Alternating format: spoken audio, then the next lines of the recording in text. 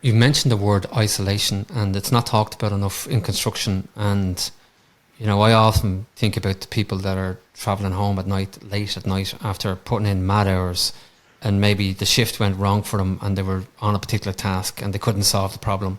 So they're bringing that problem home with them, and they're thinking at night, like, how am I going to solve that? I thought I had done everything. I went through the routines of how to fix an issue like that, and it's still not solved. So while other people are sleeping pretty and are up at 5 o'clock next morning and ready for work at 7, this guy is still thinking about how to fix that problem. And it is an isolation, and it does create a situation whereby you actually train your mind to be, okay, I'm on my own here, and everybody's trusting me in my own family network, and I don't really have anyone that I can turn to have this conversation with other than myself, because if I tell the wife, it's only going to make her feel that she's got a risk on her hands, that the breadwinner, or it doesn't have to be the wife, it could be the other way around, or whatever way it is. This isolation is something that's not talked about enough. And you mentioned alcoholism and addictions and just chaos. Yes. I think there should be more talked about I know mental health is obviously a massive issue in construction, and it is, the awareness is there. But in terms of independent business owners, isolation is not talked about enough. I'm so grateful for you that you brought that up. Gavin, you're welcome, and I'm happy to, because there are very, very, very few people that I've met that aren't suffering in silence. Most people that I talk to have some secret that they're carrying all by themselves, and they don't have to. We don't have to. Like, my solitude, my silence, my situation where I was closed off to the world, everything that you described, not sharing with your significant other, not asking for help, not sharing, like, I'm thinking like, I remember that. And the fact was, nobody ever said that those things were going to happen.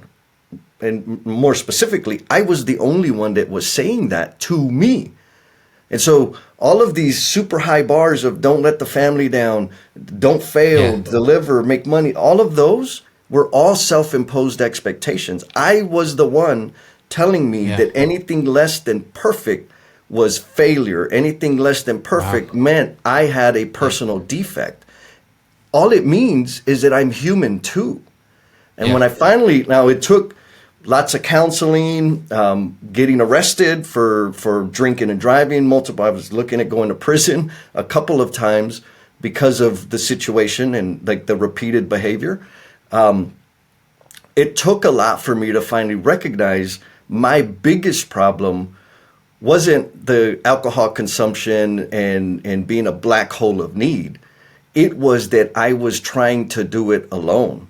I had to learn how to invite people in and simply say, peer network. I have a problem. I need help. And that is human, but we've convinced ourselves, particularly in our industry, that we have to be tough and we don't have time to have feelings, and you got to leave your problems at home and you got to leave work at work. And that's not possible, because I'm all of it all the time, and that is okay. Yeah.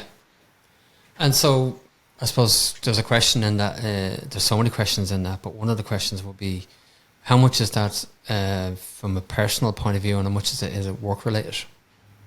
Those conditions, those isolation conditions. Are they? Oh, no, that's a beautiful question. I'll answer it this way. You can't expect the work environment to change the conditions. The best way to change that situation is to make a personal change. Wow. That's powerful, yeah.